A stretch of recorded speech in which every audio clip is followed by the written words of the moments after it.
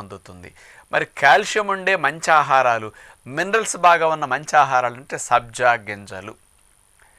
పాల కంటే 6 times calcium ఎక్కువ సబ్జా గింజల్లో. మరి అలాంటి సబ్జా గింజలు చలువ చేస్తుంది అని వేసవికాలం నీళ్ళల్లో వేసుకు తాగుతూ ఉంటారు. కొన్ని డ్రింక్స్లో సబ్జా గింజలు వేసుకు తాగుతూ ఉంటారు.